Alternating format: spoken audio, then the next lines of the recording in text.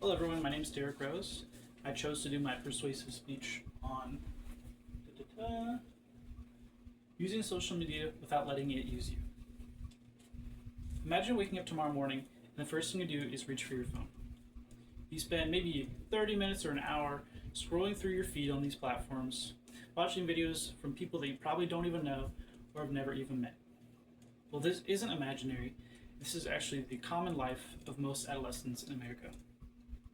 Almost everyone in this class and everyone that they know uses social media. Your parents, your brothers, your sisters, even your grandparents. Whether it's Facebook, Instagram, Pinterest, Twitter, or Reddit. We've all experienced that sensation of hearing our phone's alarm go off, opening up our application on our platform, and going, maybe I'll scroll for a few minutes.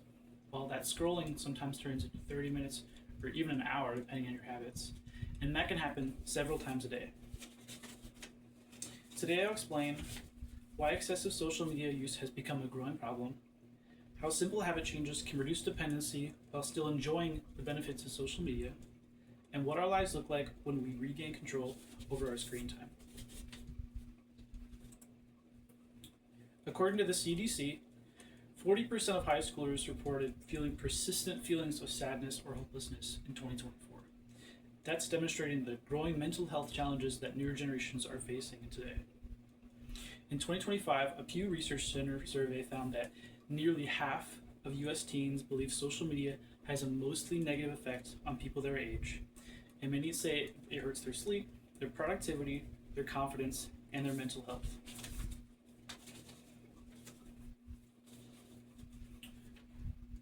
Well, social media platforms are intentionally designed to keep us scrolling.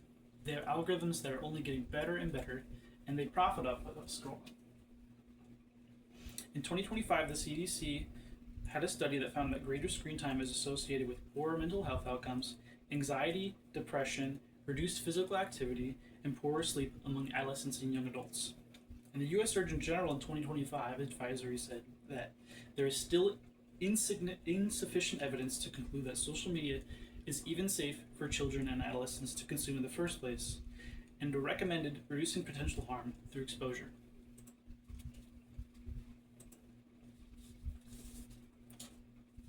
Well, fortunately, the solution isn't deleting every social media account. There's a better alternative. We should set healthy boundaries around social media. The APA, the American Psychological Association, recommends creating healthy routines. This looks like limiting your screen time and protecting your focus by taking daily notes of how often you divert to social media. Every time your phone pops up and you have that instinct to check your phone and hop on Instagram or TikTok, make a little mental note or even a physical note. Write it down on a piece of paper or put it in a note app. Just track your physical activity on that. Avoid social media use before you go to bed, and keep your phone away during meals or when studying. Give yourself some alone time to really focus on prioritizing productive environments.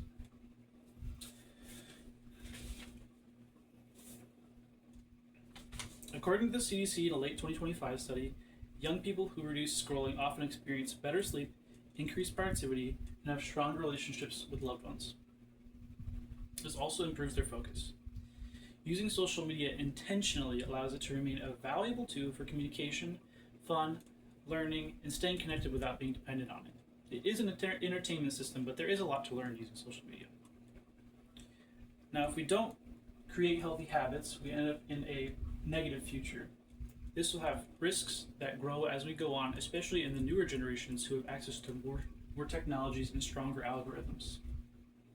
Newer generations can potentially face higher levels of anxiety, sadness, and hopelessness, and this will continue to grow in young teens and adults.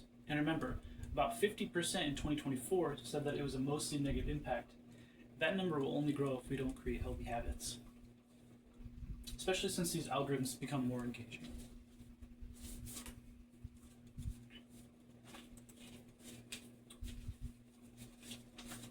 Well, if we create these good habits, then we can expect to have better mental health and less stress, deeper relationships and a real connection with loved ones, more time for goals, learning, and creativity, and good productivity, and stronger self-control and confidence. This will ultimately lead to a healthier and more balanced lifestyle.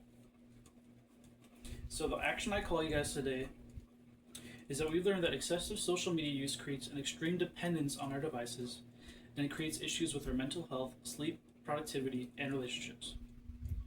Fortunately, developing healthy habits allows us to continue to enjoy social media for what it does right, keeping us connected, broadening our social groups, diversifying our lives, and teaching us. So what I challenge you guys to do is turn off all unnecessary notifications on your phone. Do that on all social media platforms. Find your usage, like I said. Keep track of when you feel like you have that reflex to open up your apps. Keep that in your mind. Put your phone away before bedtime every night, and keep your phone off early in the mornings to give yourself some time to focus. The goal today wasn't to try to convince you that social media is an all evil thing and you should get rid of it completely. That's unrealistic. Social media is a part of our lives. It is a part of our technology that is invented over the past decade, and it's only going to continue to get more and more developed in our lives. So rather than try to shut it out, which isn't possible for many people groups, is to instead promote healthy habits for ourselves and for people in our lives, especially for our children and younger generations. Thank you for listening.